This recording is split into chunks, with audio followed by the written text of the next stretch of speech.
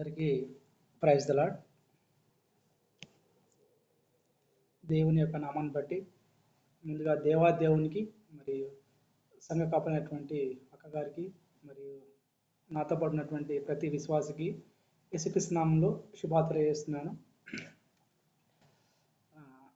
నేను దేవుడు నాతో మాట్లాడినటువంటి అంశం ఏంటంటే సిలువ మనిషికి విలువ అనే అంశాన్ని ఎంచుకున్నాను. సిలువ యొక్క ప్రాముఖ్యత మనిషి జీవితంలో ఏ విధంగా ఉంటుంది అనే అంశాన్ని మనం నేర్చుకుందాం. దేవుడు సహాయం చేస్తాడు. దేవా, మరి నీకు వందనాలు చెల్లిస్తున్నాను తండ్రి. మాతో మాట్లాడండి, సరిచేయండి ప్రభా. మరి నీ ఆత్మ ద్వారానే తండ్రి సమస్త కార్యాలు చేస్తామని నమ్మచ్చు. మీరే మహిమగంధ ప్రభావాలు పొందుకోమని యేసుక్రీస్తు నామంలో స్తుతించి ప్రార్థించి అడిగి పెట్టుకుంటున్నాను తండ్రి, ఆమేన్. సిలువ లేకపోతే ఈ యొక్క ప్రపంచానికి, ఈ సర్వ సృష్టికి ఒక అర్థం అనేది లేదు. ఈ యొక్క ప్రపంచానికి, సర్వ సృష్టికి కూడా సిలువ అనేది కేంద్ర బిందువుగా ఉంటుంది. ఎందుకంటే సిలువ అనేది ఒక జీవితానికి ఒక అర్థం తెలియజేసేది, ఒక పరమార్థాన్ని సూచించేదిగా ఉంటుంది. క్రాక్స్ ఆఫ్ ది ఈసు అనే లాటిన్ వర్డ్ నుంచి క్రాస్ అనే పదం వచ్చింది. మనకి క్రాక్స్ అంటే ఏంటంటే, cracks of the ease of the cross అంటే ఒక భరించలేనటువంటిది, లేకుంటే ఒక మోక్షానికి, లేకుంటే సర్వలోక పాపమును మోసుకొని పో దేవుని గొర్రెపిల్లకి గుర్తుగా మనం తీసుకోవచ్చు. ఎందుకంటే ప్రపంచ మానవాళికి ఎక్కడ సమాధానం దొరుకుతుంది, ప్రపంచ మానవాళికి ఎక్కడ ఆదరణ దొరుకుతుంది, ఓదార్చబడుతుంది అంటే కేవలం సిలువ చెంతనే దొరుకుతుందని నేను ఈ సందర్భంగా దేవుని వాక్యాన్ని బట్టి తెలియజేస్తున్నాను. ఎందుకంటే యేసుప్రభుల వారి యొక్క సిలువ చెంతనే ప్రపంచ మానవాళికి శాంతి, సమాధానము దొరుకుతుంది అని దేవుని వాక్యాన్ని బట్టి తెలియజేస్తున్నాను. మరి అదేవిధంగా ఈ యొక్క సిలువలో ఘోరాతి ఘోరమైనటువంటి, భరించలేనటువంటి ఆ యొక్క శారీరకంగా, మానసికంగా నలిగిపోయినటువంటి స్థితిలో మనం యేసును చూస్తాం. క్రియోషిటింగ్ అంటే భరించినటువంటి వేదనను, బాధను, నలుగొట్టబడడానికి ఇష్టపడేటువంటి యేసయ్యను బట్టి మనం వందనాలు చెల్లిద్దాం. ఎందుకంటే దేవుడు నలుగొట్టబడడానికి ఇష్టపడ్డాడు. ఎందుకంటే ఆ సిలువలో దేవుడు చేసినటువంటి ఆ త్యాగానికి గుర్తు ఏంటంటే దేవుడు సత్య స్వరూపై ఉన్నాడు. ఫస్ట్ ఆఫ్ ఆల్ సత్య స్వరూపమైనటువంటి దేవుడు. తర్వాత తన యొక్క పరిపూర్ణమైనటువంటి ప్రేమను ఇవ్వడానికి ఇష్టపడ్డాడు ఆ సిలువలో దేవుడు. క్రియోషియేటింగ్ అంటాం కాబట్టి, అంటే భరించినటువంటి వేదన, బాధన, మానసికంగా, తర్వాత తన యొక్క భౌతికంగా పరిపూర్ణంగా దేవుడు అప్పగించుకోవడం. అంటే దాంట్లో మనం 4 విషయాలు గమనిస్తాము. ఫస్ట్ ఆఫ్ ఆల్ ఏంటంటే దేవుడు సత్యవంతుడు, దేవుడు సత్యం గలవాడు కాబట్టి దేవుడు ట్రూత్నెస్గా ఉన్నాడు. తర్వాత దేవుడు ప్రేమ స్వరూపంగా ఉన్నాడు, పరిపూర్ణమైనటువంటి ప్రేమను ఇవ్వడానికి దేవుడు ఇష్టపడ్డాడు. తర్వాత దేవుడు న్యాయవంతుడిగా ఉన్నాడు, జస్టిఫికేషన్. తర్వాత దేవుడు అనేవాడు మనకు నిజంగా ఏంటంటే మనల్ని ఫర్గివ్నెస్ అంటే క్షమించడానికి దేవుడు ఈ లోకానికి వచ్చాడు. ఈ 4 అంశాలు కూడా కేవలం మనకేంటంటే సిలువ దగ్గర మాత్రమే దొరుకుతాయి. సిలువ నుంచి బయటికి వెళ్ళిపోతే మన జీవితానికి అర్థం లేదు. జీవితానికి అర్థము అనేది లేదు. ఎందుకంటే సత్యం అనేది మనల్ని స్వతంత్రులుగా చేస్తుంది. సత్యం అనేది క్రీస్తు యొక్క మార్గానికి ఒక దారి అయి ఉన్నది, లేకుంటే ఒక వేగా ఉంది సత్యం అనేది. తర్వాత కంపల్సరీ ఈ 4 అంశాలు మనకి ప్రేమ కానీ, సత్యం కానీ, న్యాయం కానీ, తర్వాత క్షమాపణ, ఫర్గివ్నెస్ అనేవి క్రీస్తులో సిలువ యుద్ధ మాత్రమే దొరుకుతుంది. కేవలం క్రీస్తు యుద్ధకు వస్తే కానీ దొరకదు. ఎందుకంటే ఆ సిలువలో చేసినటువంటి త్యాగం అట్టిది, అది వర్ణించలేనిది, మాటలకు ఊహకు అందనటువంటి పెద్ద ఏంటంటే ఈ ప్రపంచ మానవాళికి సరైనటువంటి సొల్యూషన్ కానీ, లేకుంటే కంప్లీట్నెస్ అనేది చెల్లించబడినట్టు ఎక్కడంటే కేవలం సిలువలో మాత్రమే చెల్లించబడిందని నేను దేవుని వాక్యాన్ని బట్టి తెలియజేస్తున్నాను. ఆయన మనిషి ఈ సిలువ నుంచి ఒకవేళ బయటికి వెళ్ళిపోతే ఆయన పరిస్థితి ఎలా ఉంటుందంటే, out side of the cross, ఒకవేళ సిలువ నుండి బయట ఉన్నటువంటి వ్యక్తుల పరిస్థితి ఎలా ఉంటుందంటే, పాపపు ఆలోచనలు, తిరుగుబాటు స్వభావం, సింపుల్ యాటిట్యూడ్ కావచ్చు, లేకుంటే రెవల్యూషన్ అనే మనం చెప్పుకోవచ్చు. ఎందుకంటే ఈ పాపపు ఆలోచనలు ఏంటంటే ఏం చేసాయంటే, మనుషులు శిలువ నుంచి ఎడబాటును చేసే దూరంగా ఉన్నారు. వాళ్ళు లోకంలో ఉన్నారంటే వాళ్ళ యొక్క స్వంత ఆలోచనల ప్రకారం జీవిస్తున్నారు. తర్వాత వారి యొక్క యాటిట్యూడ్ కూడా చాలా భిన్నంగా ఉంటుంది. మనిషికి 4 కోరికలు అనేవి ఈ యొక్క ప్రపంచంలో, అంటే ఈ యొక్క సొసైటీలో వెళ్తున్నాయి. ఫస్ట్ ఆఫ్ ఆల్ ఏంటంటే, we are search for the truth in technology. సత్యం అనేటువంటి దట్టిని వీళ్ళు టెక్నాలజీలో విప్పుతున్నారు. కానీ టెక్నాలజీలో సత్యం అనేది దొరకడం లేదు. క్లౌడ్గా ఉంది, చాలా క్లౌడ్గా ఉండిపోతుంది. ఎందుకంటే ఎన్నెన్నో వస్తున్నాయి, కొన్ని కొత్త కొత్త అబ్జర్వేషన్స్ వస్తున్నాయి. కానీ ఈ టెక్నాలజీ అనేది సత్యాన్ని ఇస్తుంది, కానీ ట్రూ ఆర్ ఫాల్స్, సరైనది కావచ్చు కాకపోవచ్చు అనే అంశాన్ని మాత్రం ఇస్తుంది, కానీ పర్ఫెక్ట్నెస్ డెఫినేషన్ మాత్రం ఇవ్వలేకపోతుంది ఈ టెక్నాలజీ అనేది. కాబట్టి మనిషి ఆలోచన నుంచి వచ్చింది, దృష్టి నుంచి వచ్చింది, వెతుకులాట, పరుగులాట, ఇంకేదో శోధించాలి, పరిశోధించాలి అనే ఆ యొక్క ఆ పోరాటంలో పరిగెడుతున్నాడు, కానీ కంప్లీట్నెస్ అనేది కనబడట్లేదు, అసంపూర్తిగా ఉన్నట్టు మనకు అనిపిస్తుంది. తర్వాత we looks for love in media. మనం ప్రేమ అనే అంశాన్ని ఏంటంటే మీడియాలో వ్యక్తం ఉన్నాం. అది సోషల్ మీడియా కావచ్చు, మల్టీమీడియా కావచ్చు, లేకుంటే పబ్లిక్ మీడియాలో కావచ్చు. ప్రేమ అనేది ఈ రోజుల్లో ఏంటంటే చాలా దాని అర్థాన్ని మార్చేశారు.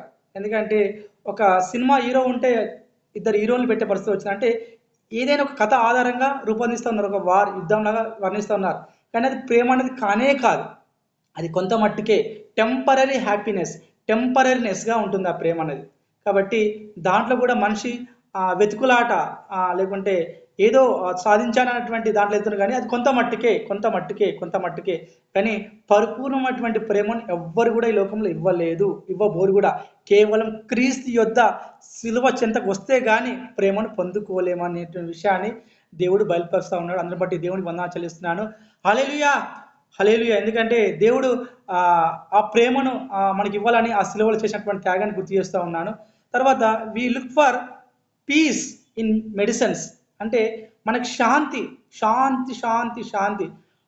ఎక్కడ దొరుకునురా అని చాలామంది హిమాలయ పర్వతాలకి పరిగెడుతూ ఉన్నారు, లేకుంటే గొప్ప గొప్ప దేవాలయపు గొప్ప ప్రాంతాలకు వెళ్తూ ఉన్నారు. కానీ శాంతి అనేది దొరకట్లేదు.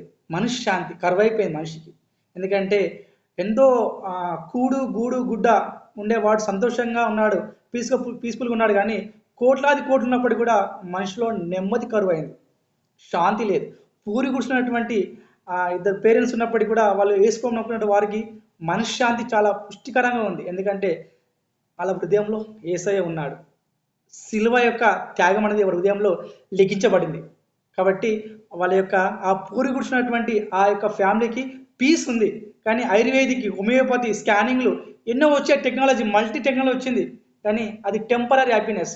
ఎందుకంటే శరీరంలో ఎంతో గాయం ఉన్న పైకి మాత్రం ప్లాస్టర్తో సెట్ చేస్తూ ఉన్నారు. కాబట్టి యేసు ప్రభు కొన్ని సందర్భాలు చెప్తాడు ఏంటంటే, మీరు సున్నపు కొట్టిన సమాధుల వలె ఉన్నారంటాడు అనమాట. సో మనకు సమాధి చాలా నీట్గా ఉంటుందండి, పైన చాలా డెకరేషన్తో ఉంటుంది, కానీ లోపల మాత్రం కుళ్ళు పట్టినటువంటి ఎముకలు, మట్టి, చెదలు ఉంటాయండి. కాబట్టి అలాంటి జీవితాల్లో సో శాంతి అనేది ఉండదు.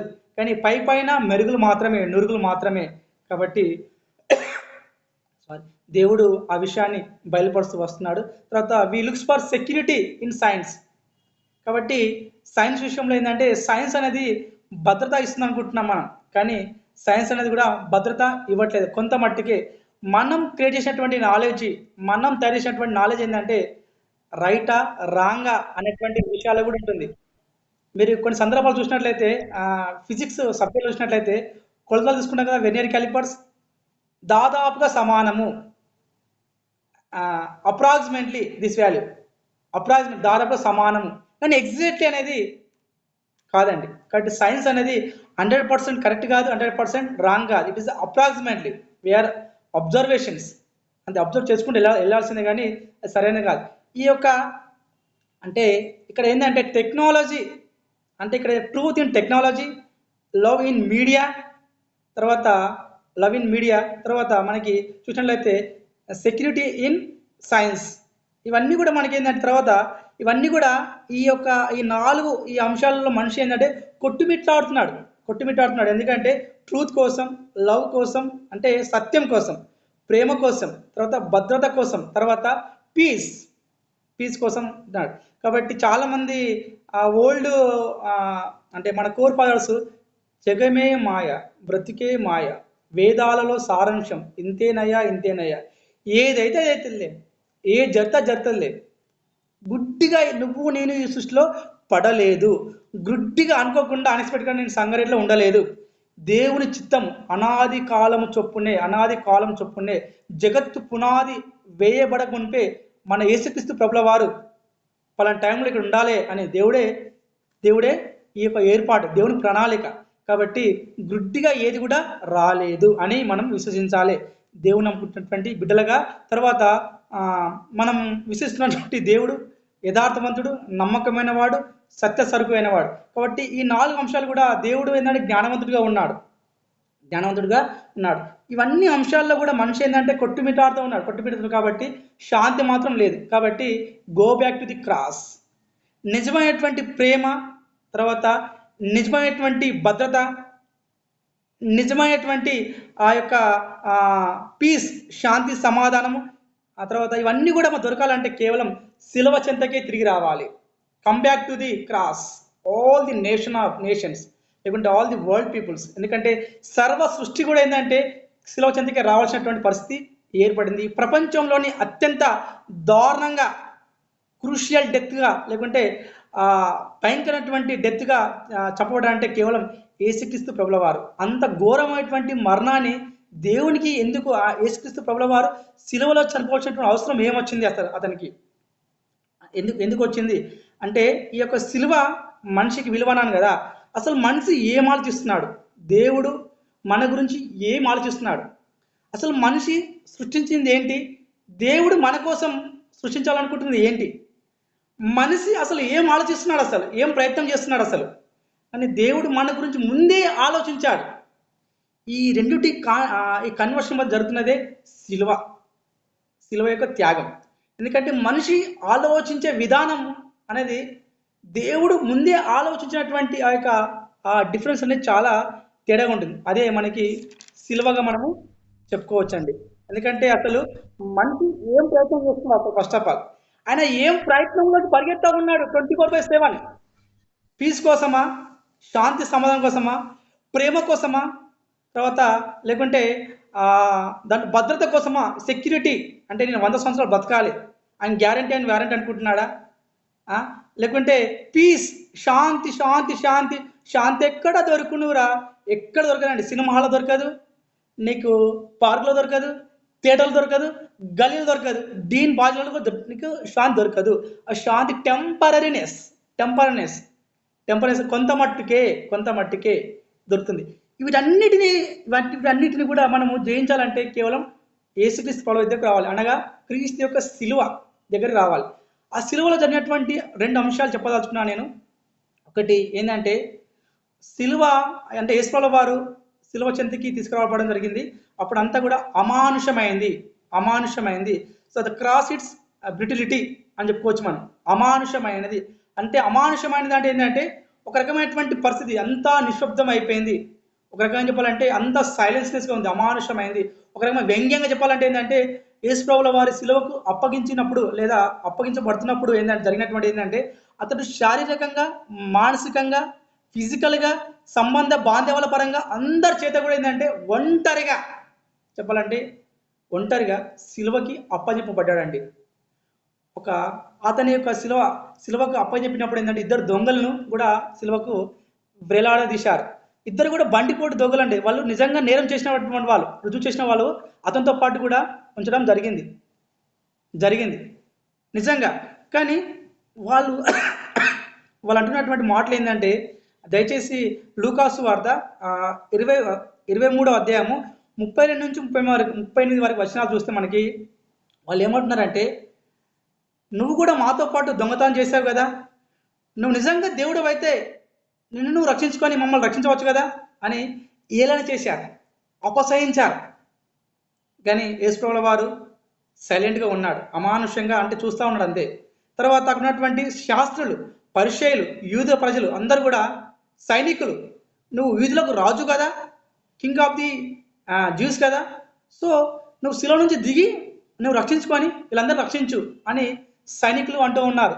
తర్వాత దారుణ పోతున్న వాళ్ళు ఆయనను గుద్దారు, ఉమ్మి వేశారు, తర్వాత ఆయన బట్టలు ఊడదీశారు.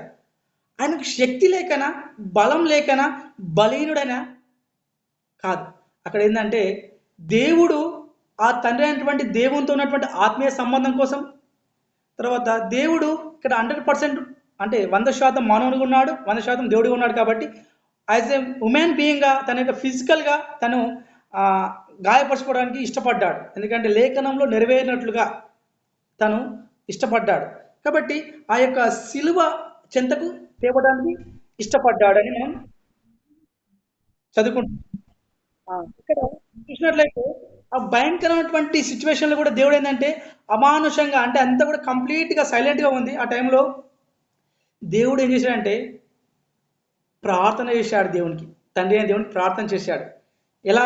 వీళ్ళు బట్టలు పంచుకున్నప్పుడు కానీ, ఆ దొంగలు అపహసిస్తున్నప్పుడు కానీ లోకమంతా కూడా కేకలు సిలువ వేయము, సిలువ వేయము, సిలువ వేయము అంటూ ఉంటే దేవుడు ఏం చేసినంటే ప్రభువా తండ్రి వీరు ఏమి చేయుచున్నారు కనుక వీరిని క్షమించుడి. ఆ యొక్క కంప్లీట్గా ఉన్నటువంటి సైలెన్స్గా ఉన్నటువంటి వాతావరణంలో, అమానుషంగా ఉన్నటువంటి వాతావరణంలో యేసయ్య చెప్పింది ఏంటంటే తండ్రి వీరు ఏమి చేయుచున్నారు కనుక వీరిని క్షమించుడి అన్నారు. The beauty of the cross. చాలా అందమైన మాట మాట్లాడు దేవుడు. అందుని బట్టి దేవునికి వందనా చెల్లిస్తున్నాను. హల్లెలూయా. ఎందుకంటే బట్టలు ఊడదీశారు శిష్యులు. అరే నువ్వు కూడా దొంగడేరా భయ్, మాతో పాటు దొంగతనం చేశావు కాబట్టి నీకు శిక్ష వచ్చింది. నిజంగా నువ్వు క్రీస్తు అయితే, నిజంగా నువ్వు రాజులవు అయితే మమ్మల్ని రక్షించి నువ్వు రక్షించుకో అని సైనికులు, అక్కడ ఉన్నటువంటి ప్రజలు, పరిసేలు అందరూ కూడా అంటూ ఉంటే దేవుడు దేవాది దేవునితో విజ్ఞాపన చేస్తున్నాడు, ఇంటర్సెసరీ ప్రేయర్ చేస్తున్నాడు అక్కడ దేవునితో, తండ్రి అయిన దేవునితో. ఎందుకంటే తండ్రి వీరు ఏం చేస్తున్నారు, the beauty of the word. అది చాలా అక్కడ ఉన్నటువంటి ఆ యొక్క దొంగలకు ఒక కనివిప్పు, అక్కడ ఉన్న ప్రజలకు, సైనికులకు కూడా చాలా కనివిప్పుగా అనిపించింది. దానిలో 3 గుణాలు మనం చూడొచ్చా అండి ఆ సమయంలో. ఏంటంటే it's wonder of the address. తండ్రికి మొరపెడుతున్నాడు, తండ్రిని జ్ఞాపకం చేసుకుంటున్నాడు, తండ్రి యొద్దకు పరిగెత్తాలని ఆశపడుతున్నాడు, తండ్రి యొద్దకు చేర్చుకోవాలని, తండ్రి యొద్దకు పరిగెత్తాలని తండ్రిని విజ్ఞాపన చేస్తున్నాడు. ఎందుకంటే దేవాది దేవుడిగా ఉన్నటువంటి యేసయ్య తండ్రి అయినటువంటి యెహోవాకు మొరపెడతా ఉన్నారు. కాబట్టి భూమికి ఆకాశానికి మధ్యన ప్రార్థన చేస్తున్నాడు. ఎవరికి? మానవుని యొక్క ప్రతినిధిగా. మనం చేసినటువంటి భయంకరమైనటువంటి పాపాలను, అంధకారం చేసినటువంటి పాపాల నిమిత్తము అతడు సిలువలో వేలాడదీయబడినటువంటి ఆ యొక్క భూమికి ఆకాశానికి మధ్యన మన మానవులకు ప్రతినిధిగా ప్రార్థన చేస్తూ ఉన్నాడు అండి. Is the beauty of the cross. చాలా అందమైనటువంటి ఆ యొక్క మాటను బట్టి దేవునికి వందనాలు చెల్లిస్తున్నాను, బ్యూటీ ఆఫ్ ది క్రాస్. ఎందుకంటే చాలా అమానుషమైన ఆ సమయంలో దేవుడు ప్రార్థన చేయడం అనేది చాలా, అసలు అది ఉన్నటువంటి ఒక దొంగకు ఏంటంటే కనివిప్పు కలిగినట్టు చేసింది అది. తర్వాత క్షమాపణ, ఫర్గివ్నెస్. తండ్రి వీరు ఏమి చేస్తున్నారు కనుక వీరిని క్షమించుడి. అది మనిషిగా సాధ్యపడదు, కానీ దేవునిగా సాధ్యపడుతుంది. ఎందుకంటే అతడు దేవుడు కాబట్టి, దేవుడిగా ఉన్నాడు, సో మానవునిగా ఉన్నాడు కాబట్టి అతడు రెండు యొక్క, అంటే ఈ యొక్క మనిషి యొక్క ఆ యొక్క మనిషి యొక్క ఘోర పాపమును భరించడానికి తను సిద్ధమైనటువంటి గొర్రెపిల్ల వలె, బతుకు తాపని గొర్రెపిల్ల వలె సిలువలో ఏంటంటే బలేయం కావడానికి ఇష్టపడ్డాడు. కాబట్టి దేవుడు ఏంటంటే అక్కడ ఆ తండ్రి వీరిని క్షమించుడి అంటున్నాడు. తర్వాత చిత్రహింసలు పెడుతుంటే కూడా అతడు అయ్యా క్షమించాయి అన్నాడు. కాబట్టి ఈరోజు మనం అందరం కూడా మందిరంలో కూడుకుంటున్నాం, మందిరంలో మనం ఆరాధన చేస్తున్నామంటే, అందరం గ్యాదరింగ్ చేస్తున్నామంటే కేవలం కూడా ఆ రోజు దేవుడు క్షమించాడు కాబట్టి, ఆ రోజు దేవుడు సిలువలో క్షమించాడు కాబట్టి వీఆర్ వర్షిప్ ది లార్డ్. మనం అందరం కూడా సంఘాలలో కూడుకొని దేవుడు పూజిస్తున్నాం, ఆరాధిస్తున్నాం, ఫెలోషిప్ విత్ గాడ్. అది కేవలం యేసయ్య చేసినటువంటి ఆ విజ్ఞాపన ఫర్గివ్నెస్ అనేది చాలా బ్యూటీ ఆఫ్ ది క్రాస్ అని చెప్పుకోవచ్చు. తర్వాత the wonder of the argument, మూడో పాయింట్, దా గుణలక్షణాలు చూస్తే వండర్ ఆఫ్ ది ఆర్గ్యుమెంట్ అంటే మీరు ఏమి చేస్తున్నారు మీరు ఎరగారు అని ఆర్గ్యుమెంట్ చేస్తూ ఉన్నాడు అక్కడ దేవుడు. మీరు ఏం చేస్తున్నారో మీరు ఎరగరు. ఎందుకంటే వీరి నేత్రములు సాతాను అంధకారములో మూయబడ్డాయి, వారి యొక్క ఆత్మీయ నేత్రములు గుడ్డితనంలో ఉన్నాయని దేవుడు గ్రహించాడు. అక్కడ సైనికులు కానీ పరిశీలు కానీ అక్కడ ఉన్నటువంటి ఫిలాత్ కానీ ప్రధాన యాజకులు కానీ ఏంటంటే, అయ్యా వీరి నేత్రాలు గుడ్డితనంలో ఉన్నాయి, అయ్యా గుడ్డివారుగా ఉన్నారయ్యా ప్రభా, వీరిని ఆ నేత్రాలు తెరవండి అయ్యా అని చెప్పేసి దేవుడు యేసయ్య విజ్ఞాపన చేస్తున్నాడు. The beauty of the word cross అది కూడా మనం చూడవచ్చు. ఎందుకంటే చాలా అమానుషమైనటువంటి సమయంలో ఆ దేవుడు ఆ విజ్ఞాపన చేస్తున్నప్పుడు ఏంటంటే మనుషులకు ఓదార్పు ఇవ్వడానికి, ఆదరించడానికి మనం కోల్పోయినటువంటి సమాధాన స్థితిని అంటుకట్టబడడానికి ఇవ్వడానికి దేవుడు ఆ యొక్క సిలువలో వేలాడుతున్నప్పుడు ఏంటంటే ఈ మూడు అంశాలని దేవుడు చేయడానికి ఇష్టపడ్డాడు. అదేవిధంగా మనం చూసిన రెండో పాయింట్ చూసినట్లయితే assurance of women in loneliness అంటే యేసు ప్రభువుల వారు ఏంటంటే మానవుల నిమిత్తం ఏంటంటే ఒంటరిగా వెళ్ళడానికి ఇష్టపడ్డాడు. ఒంటరిగా శిలువ బలియాగం చేసుకోవడానికి, శిలువ బలియాగం కావడానికి దేవుడు ఇష్టపడ్డాడు. ఎందుకంటే మానవునికి ఓదార్పు ఇవ్వడం కోసం, మానవునికి కోల్పోయినటువంటి సమాధాన స్థితి ఇవ్వడం కోసం, మానవునికి పరిపూర్ణ ప్రేమ ఇవ్వడం కోసం, మానవునికి ఏంటంటే ఒక శాంతి, ఒక ప్రేమను, ఒక నాయకత్వాన్ని, తర్వాత ఒక ఫర్గివ్నెస్ క్షమాపణ ఇవ్వడం కోసం ఏంటంటే దేవుడు ఒంటరిగా తను ఏకాంతంగా దేవుడు ఏంటంటే శిలువలో అర్పించుకోవడం కోసం తన్ను తాను రిక్తుగా చేసుకొని దేవునితో సమానంగా ఉండకూడని భాగ్యమని ఎంచుకొనక మనిషిగా రిక్తునిగా అంటే కంప్లీట్ ఏంటంటే ఒక ఐఏఎస్ ఆఫీసర్ అయినప్పటికీ ఇంటికి వచ్చిన తర్వాత కామన్ మ్యాన్ ఉండడానికి ఇష్టపడ్డాడు.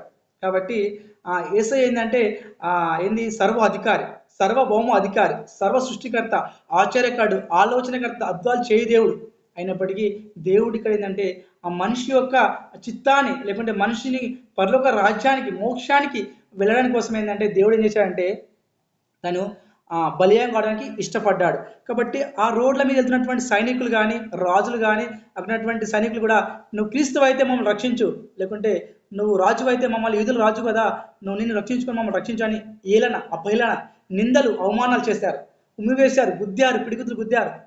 కానీ దేవుడు మాత్రం సైలెంట్గా ఉన్నాడు. అంటే పరిపూర్ణమైనటువంటి ప్రేమ ఇవ్వడానికి కోసమే దేవుడు ఏంటంటే పేషెన్స్గా ఓర్పుగా భరించడానికి ఒక యాగంగా దేవుడు ఇష్టపడ్డాడు. అందుని బట్టి దేవునికి వందనాలు చెల్లిస్తున్నాడు. Glory to God. తర్వాత ఇక్కడ ఈ పిలాత్ అనేటువంటి వ్యక్తి ఏం చేశాడంటే INRI అయినటువంటి ఒక పై విలాసం రాయించాడు. అది గ్రీకు, రోమా, ఇబ్రి 3 భాషల్లో అందరూ చదవడానికి రాయించాడు. దాని మీనింగ్ ఏంటంటే యేసు ఐ అంటే ఎన్ అంటే నజరేన్స్, తర్వాత ఆర్ అంటే రెక్స్, ఐ అంటే ఇడోరియం అంటే యూదుల రాజు. అంటే యేసుక్రీస్తు అనే వ్యక్తి నజరేతు చెందినవాడు, తర్వాత యేసుక్రీస్తు అనేటువంటి వ్యక్తి యూదుల రాజు. ఇదే ఒక సువార్త మారిపోయిందన్న అక్కడ సైనికులు, అక్కడ ఉన్నటువంటి శాస్త్ర పరిశీలు నువ్వు యూదుల రాజు కదా, నువ్వు నజరేతులకు చెందినవాడు కదా, నువ్వు ప్రార్థించినప్పుడు కొన్ని ఆత్మలు రక్షించబడ్డాయి కదా, నువ్వు మనుషులను రక్షించడానికి దేవుని దిగి వచ్చినటువంటి దేవుడి కుమారుడు కదా, అయితే మమ్మల్ని రక్షించవా అనేటువంటి ఆ సైనికులు, ఆ యొక్క శాస్త్రులు నువ్వు నిజమైన దేవుడు అయితే శిలువ నుంచి దిగుము, ఇవన్నీ మాటలు కూడా అపహసిస్తున్నటువంటి మాటలు కూడా అక్కడ ఏంటంటే ఉన్నటువంటి ఆ దొంగలలో ఒక దొంగకు కలిగిందండి. హృదయంలో మార్పు చెందింది. ఏమని? అయ్యా నువ్వు నిజమైనటువంటి దేవుని కుమారుడు అంట కదా, నీకు ఒక రాజ్యం ఉందంట కదా, ఆ రాజ్యంలో నన్ను ఒకసారి జ్ఞాపకం చేసుకోవా అన్నాడు. అప్పుడే యేసు ప్రభు ఇమ్మీడియట్లీ రెస్పాండ్, నాతో కూడా నువ్వు పరదేశంలో ఉందువుగాక, నాతో కూడా నీవు పరదేశంలో ఉందువుగాక అని రెస్పాండ్ అయ్యాడండి. సో ఆ బండిపోతు ఆ దొంగకు ఏంటంటే రెస్పాండ్ కావడం ఏంటంటే today you will be with in me in paradise, నాతో కూడా నువ్వు పరదేశంలో ఉందువుగాక నిశ్చయముగా చెప్తున్నాను. ఇట్స్ పర్ఫెక్ట్, దాంట్లో ఎటువంటి లేదండి. పర్ఫెక్ట్ అండ్ పర్ఫెక్ట్ ఏంటంటే తూచా తప్పకుండా దేవుడు చెప్తాడు ఏమాడని సరే, నిశ్చయం నీతో చెప్పుచున్నానని చెప్పాడు. కాబట్టి దీన్ని బట్టి చూస్తే ఏంటంటే మార్పు లేనిది. కాబట్టి యేసుక్రీస్తు అంటే మార్పు లేనివాడు, మార్పు లేనిది కూడా. ఓకేనా? కాబట్టి ఇంకోటి ఏంటంటే ఆయన వస్త్రాలు కూడా జనరల్గా మనకి యూదులు చూసినట్లయితే యోహాను సువార్త 19 చూసినట్లయితే మనకు యూదులు ఏంటంటే జనరల్గా 5 రకాల బట్టలు అంటే 5 రకాల వస్త్రాలు ధరించుకుంటారు.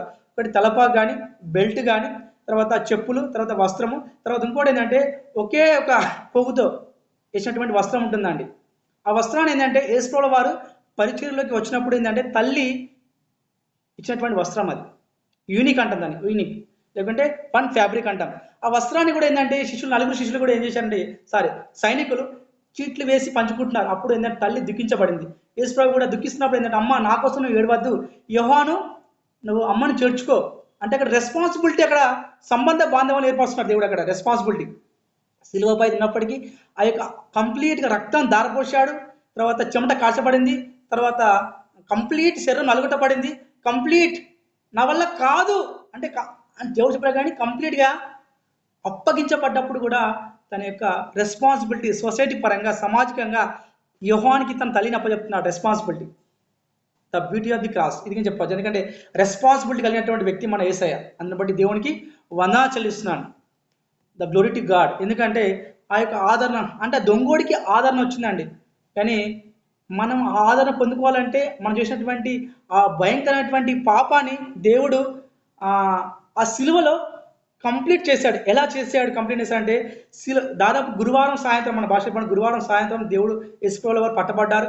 శుక్రవారం ఉదయంన అతనికి గొలుగోత కొండ ప్రాంతం తీసుకెళ్తూ ఉన్నప్పుడు కొట్టారు, తన్నారు, ఉమ్మివేశారు. నల్లగొట్టబడి శరీరం అన్నది కొరడ దెబ్బలు కొట్టబడ్డాయి, శరీరం చీల్చబడిందండి. శరీరాన్ని చీల్చబడింది. మనిషిగా తను తట్టుకోలేకపోయాడు. తర్వాత పడిపోతున్న స్థితిలో కూడా అక్కడ ఉన్నటువంటి క్యురోనియుడైనటువంటి సీమోను కూడా సిలువ మోపించారు. తర్వాత ఎలాగో గొలుగోత కొండ తీసుకొచ్చిన తర్వాత క్రాస్కి వెడల్పు పొడుగున్నటువంటి దాని శరీలియం పెట్రోలియం అంటాం. రెండుకి 3 మేకులు కొట్టించబడ్డాయి. ఇక్కడ ఈ యొక్క హెడ్, చేతులు ఇవన్నీ తెలుసు మనకు. కానీ అది ఎలా అంటే మానవుడు బ్రతుకున్నప్పుడు ఆ భయంకరమైన ఆలోచనల ద్వారా నాలెడ్జ్ అనేటువంటి ట్రూత్నెస్ అంటే పరిగెత్తున్నాడా, దాని దర్శన పాపాలు. తర్వాత చేతులు, ఎందుకంటే నీ సెక్యూరిటీగా బతకాలనుకున్నాడు కాళ్ళతో చేతులతో ఇచ్చినటువంటి శరీరాన్ని బట్టి, దాని దర్శన పాపాలు. చాలా ఘోరంగా బల్లెపోటు శరీరంతో మనం చేసినటువంటి పాపాల నిమిత్తం దేవుడు ఆ బల్లెపోటును పొడుచుకోవడానికి ఇష్టపడ్డాడు. ఎవరండి ఇంతగా ఒక మనిషి కోసం ఒక మనిషి ప్రాణం పెట్టేవాడి ప్రపంచంలో ఉన్నారా? కేవలం యేసుక్రీస్తు ప్రభువు మాత్రమే ఉన్నారని నేను 100% చెప్పగలుగుతున్నాను. అందుని బట్టి దేవునికి వందనాలు చెల్లిస్తున్నాను. యేసయ్య నిజంగా టు గాడ్, దేవునికి మహిమ కలుగును గాక. ఆ దేవుడు ఎందుకంటే ఈ యొక్క 9 గంటల నుంచి శుక్రవారం రోజు 12 గంటల వరకు అప్పగించుకున్నాడు. తర్వాత ఈ 12 గంటల నుంచి 3 గంటల వరకు అంతా కూడా చీకటి కమ్ముకుంది, డార్క్నెస్.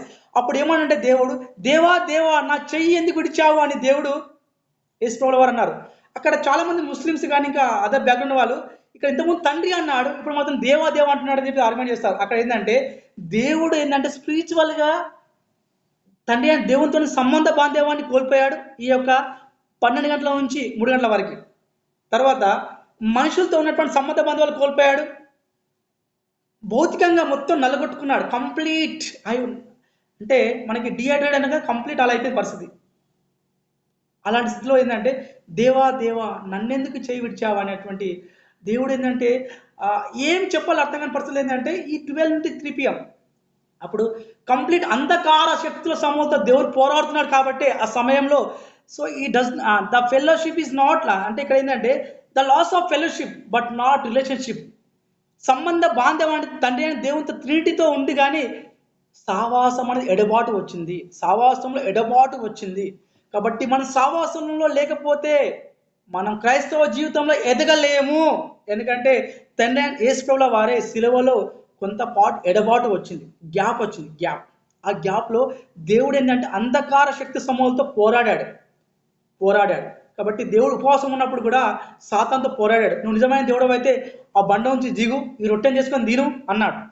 కాబట్టి యేసుక్రీస్తు ప్రభుల వారు ఇక్కడ ఏంటంటే ఆ యొక్క ఎడబాటు సమయంలో దేవునికి మొరపెట్టాడు. దేవా అంటే ప్రేమతో పిలిచాడు, ప్రేమతో పిలిచాడు. అక్కడ అంటే ఫెలోషిప్ అనేది మిస్ అయింది, కానీ రిలేషన్షిప్ అనేది కంటిన్యూగా ఉంది. అంటే సావాసంలో ఎడబాటు. కాబట్టి మన సావాసంలో ఒక చర్చికి ఒక మందిరానికి అంటగట్టకపోతే మన జీవితాలు కూడా కట్టబడలేవు. మన జీవితంలో కొన్ని లోకంలో ఉన్నటువంటి వాటి కోసం పరిగెత్తే అవకాశాలు ఉంటాయి. కాబట్టి సాతాను తెలివిగా చిక్కులు పెట్టే అవకాశం అనేది కంపల్సరీ అంధకార శక్తులతో మనం పోరాడుతూ ఉంటాం. కాబట్టి ఐగుప్తు దేశంలో చూసినట్లయితే మనము ఆ యొక్క 9 తెగులు వస్తాయి మనకి.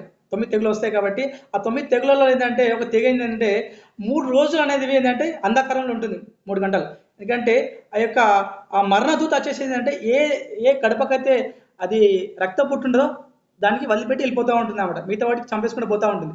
కాబట్టి ఇలాంటి సన్నివేశం నెరవేర్చడం కోసమే లేఖనాలు నెరవేరడం కోసమే ఇది జరిగింది సిలువలో. ఇంకా ద్వితీయోపదేశ ఖండం 22:10 వచనం చూసినట్లయితే ఆయన యొక్క వస్త్రం అనేది ఏంటంటే ఒకే పోగుతో నేయబడి ఉంటుంది ఆ వస్త్రం. అది ఆ వస్త్రం చీట్లు కూడా పంచుకున్నారు. అది ఎందుకంటే దేంతో కూడా అది నేయబడలేదు, దేంతో కూడా కలపట్లేదు. అది కావలిస్తే మీరు లేవియ ఖండం 19:19 చూసుకోవచ్చు, సమయం లేదు కాబట్టి. తర్వాత ద్వితీయోపదేశ ఖండం 22:11 కూడా చూసుకోవచ్చు మనం ఆ యొక్క రిఫరెన్స్. అంటే ఇక్కడ ఏంటంటే ఆ 3 గంటలు ఏంటంటే దేవుడు కంప్లీట్గా ఏంటంటే దేవునితో మొరపెడతా ఉన్నాడు, అక్కడ విజ్ఞాపన చేస్తూ ఉన్నాడు. ఎందుకంటే ఫెలోషిప్ లేడు కాబట్టి రిలేషన్లో ఉన్నాడు కాబట్టి. ట్రినిటీ, తండ్రి అయిన దేవుడు, పరిశుద్ధాత్మ దేవుడు, తర్వాత యెహోవా దేవుడు ఈ మానవునికి ప్రతినిధిగా చేస్తూ ఉన్నాడు. కాబట్టి మానవుడే ప్రతినిధిగా రావాలి కాబట్టి యేసయ్య మనిషిగా జన్మించాడు. దేవునికి దేవుడే ప్రతినిధి కాబట్టి యేసయ్య తండ్రి అయినటువంటి దేవునికి ఆత్మలో మొరపెడుతున్నాడు. ఆత్మలో సంబంధం ఉంది కాబట్టి మొరపెడుతున్నాడు, ఇక్కడ మొరపెడతా ఉన్నాడు. కాబట్టి ఈ దేవుని యొక్క ఉగ్రత, పవిత్రత అనేది, ఎందుకంటే ఫెలోషిప్ లేకపోతే మనం సిలువ నుండి బయటికి వెళ్తే మన పరిస్థితి దేవుని ఉగ్రతకి మనం చోటించిన వారుగా అవుతాం. దేవుని యొక్క ఉగ్రత అనేది మన మీదకి వస్తుంది కాబట్టి ఏదైనా తెగులు రావచ్చు. కాబట్టి సిలువ నుంచి మనం బయటికి వెళ్ళిపోవద్దు, ఫెలోషిప్ నుంచి బయటికి వెళ్ళిపోవద్దు. కాబట్టి మన జీవితంలో 2 చాలా ప్రాముఖ్యమైన విషయాన్ని చేస్తున్నాం. ఎందుకంటే దేవుడు ఫర్గివ్నెస్, క్షమించేవాడిగా ఉన్నాడు కాబట్టి దేవుడు క్షమించాడు. ఎందుకంటే శరీరం నలుగొట్టబడింది. ఆల్మోస్ట్ ఏంటంటే తన యొక్క ఎటువంటి ఆ శరీరంలో అంతా దారిపోసాయండి. It is the paying of the everything is given. అప్పుడు ఐఎమ్ ట్రస్టింగ్, నేను తప్పికొనిచున్నాను అన్నాడు దేవుడు. అప్పుడు ఆ చిరికను ముంచి ఒక బోలంలో, ఒక వెనిగర్లో ముంచి ఇచ్చినప్పుడు ఏంటంటే దేవుడు ఏంటంటే అది తీసుకోవడానికి ఇష్టపడలేదు. ఎందుకంటే ఆ నాలుక అనేది మొత్తం ఎండిపోయి ఆ పై దవడకు అంటుకున్న స్థితిలోకి వెళ్ళిపోయింది ఆల్మోస్ట్గా.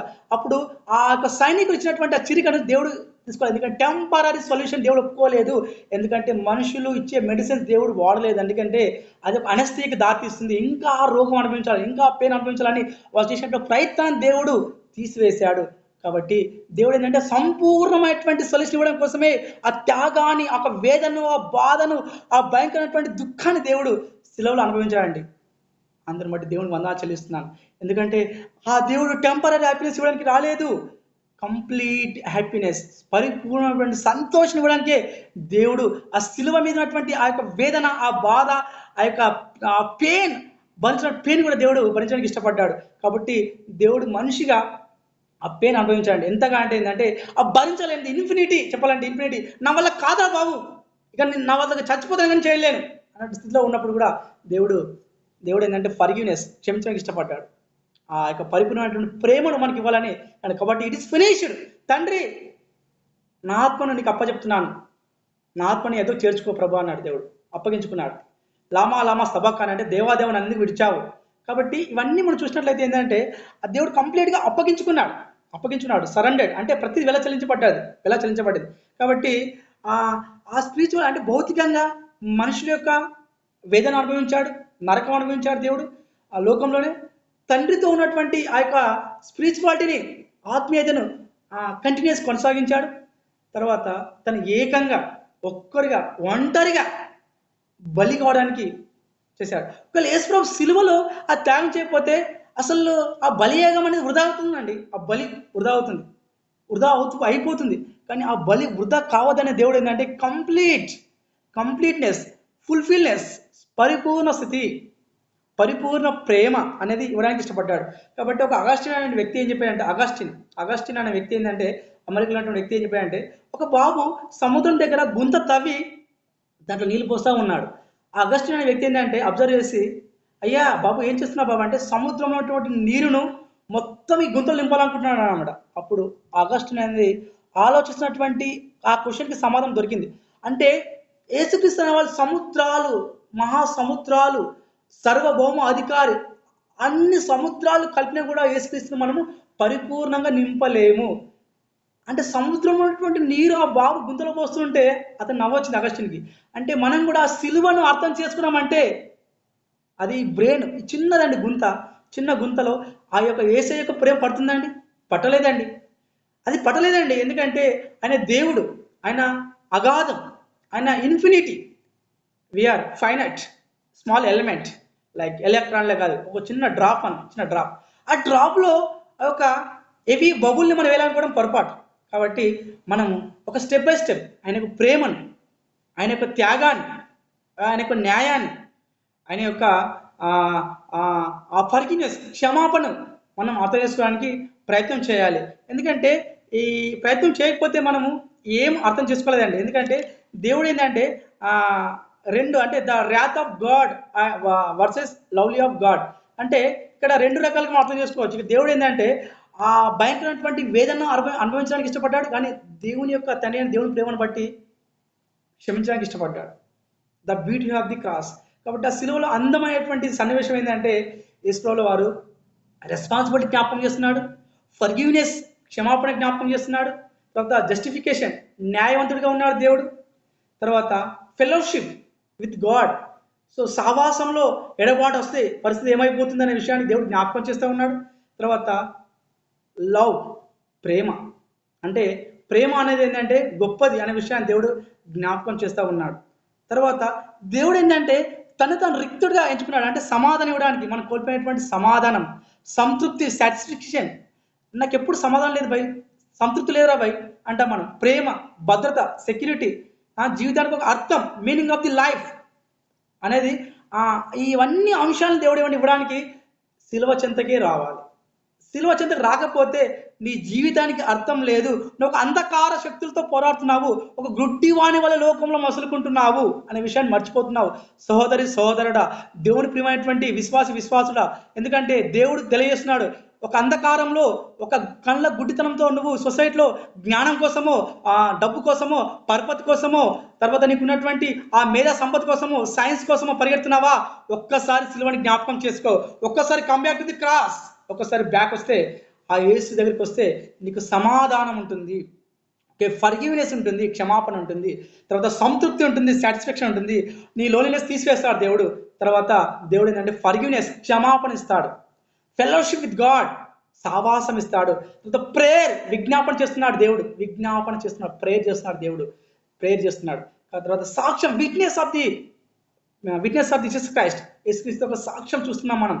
కాబట్టి ఇవి అన్ని అంశాలు చూసినట్లయితే మనకి ఈ సైన్స్ ఇవ్వలేదండి, టెక్నాలజీ ఇవ్వలేదండి, మీడియా ఇవ్వలేదండి, పీస్, శాంతి ఎక్కడ ఇవ్వలేదండి, కేవలం క్రీస్తులో మాత్రమే సాధ్యమవుతుంది.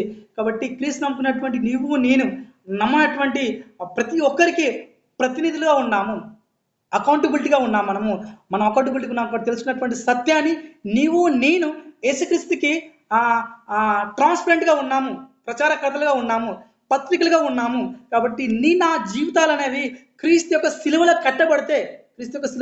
కట్టబడితే ఆ యొక్క ఫర్గివ్నెస్, తర్వాత ఆ యొక్క ప్రేమను, తర్వాత ఆ యొక్క న్యాయాన్ని, తర్వాత ఆ యొక్క మనశ్శాంతిని, ఆ యొక్క సమాధాన స్థితిని, ఆ యొక్క సంతృప్తిని మనం పంచేవారంగా ఉంటాం, ఫలాలు పంచేవారంగా ఉంటాం.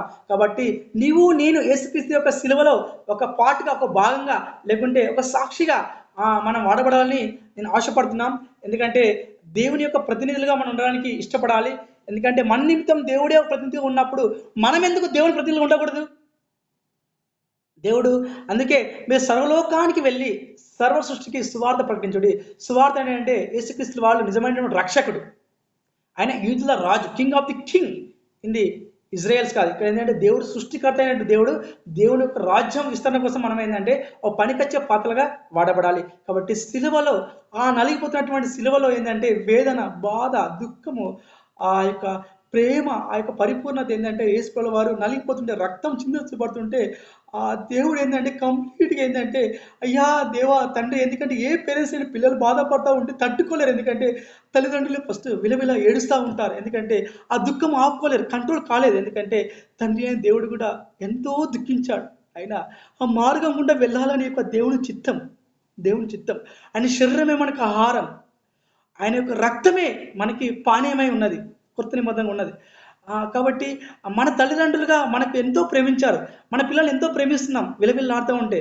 కాబట్టి దేవుడు ఆ సిలువలో చేసినటువంటి త్యాగం అనేది అది ప్రపంచంలోని ఎవరు చేయలేదు. ఎందుకంటే చేసినటువంటి దేవుడు ఆ త్యాగాన్ని మనం ఒక సినిమా గంట సేపు చూస్తే అర్థం కాదండి మనకి. కృపామయుడు కానీ ఏదైనా సినిమా కరుణామయుడు కానీ, కానీ అది అనుభవిస్తే కానీ తెలియదండి.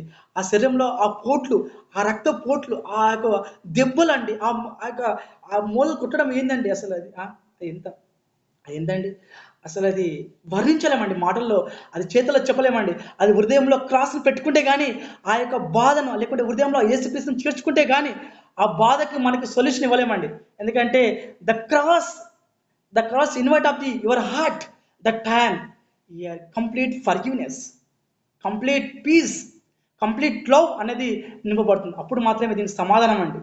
ఈ హృదయంలో ఉన్నటువంటి వేదన తొలగిపోవాలంటే క్రీస్తు చెంతకు రావాలి, శిలువ చెంతకు రావాలని ప్రతి ఒక్కరికి విజ్ఞాపన చేస్తూ ఫెలోషిప్లో ఎడతేయకుండా ఉండాలని తెలుపుతూ ప్రతి ఒక్కరు కూడా ఈ యొక్క పార్టిసిపేట్ చేసినట్టు ప్రతి ఒక్కరు కూడా వందనాలు చెల్లిస్తూ మరి చిన్న ప్రార్థన చేసుకుందాం. ప్రభా మరి మాట్లాడిన ప్రతి మాటను పట్టుకుని నేను వందనాలు చెల్లిస్తూ, అయ్యా శిలువ చెంతకి రావాలనేటువంటి అంశం మీద ప్రభా శిలువ మనిషికి విలువ అన్న అంశాన్ని బట్టి వందనాలు చెల్లిస్తూ, దేవా మరి మీరు మాట్లాడని వాక్యాన్ని బట్టి వందనాలు చెల్లిస్తూ ప్రతి ఒక్కరి జీవితాల్లో ప్రభా తండ్రి శిలువ చెంతకు రావాలనేటువంటి ఆశను మరి పుట్టించమని ఆ కడవ దినాల్లో ఉన్నాం తండ్రి దేవా. మీ యొక్క ప్రేమను, మీ యొక్క సమాధాన స్థితిని, మీ యొక్క సావాసాన్ని, మీ యొక్క సాక్ష్యాన్ని తండ్రి, మీ యొక్క జీవ మరణాన్ని పునరుద్ధరణ జ్ఞాపకం చేసుకోవడానికి తండ్రి మేమందరం కూడా నీ యొక్క ఫెలోషిప్లో ఉండడానికి సాయం తెచ్చామని, నీ శిలువని జ్ఞాపకం చేసుకోవడానికి ప్రతినిధులుగా మేము ఉండడానికి, మీ విట్నెస్ ఉండడానికి, లోకంలో ఈ యొక్క భూ దిగంతాల వరకు మీ సాక్షులు ఉండడానికి కృప దయచేయమని మమ్మల్ని మీరు తగ్గించుకుంటూ నీ నామాన్ని హెచ్చిస్తూ ఈ యొక్క ప్రార్థన యేసుక్రీస్తు నామంలో స్మరించి ప్రార్థించి అడిగి పెట్టుకుంటున్నాను తండ్రి. ఆమేన్. Thank you.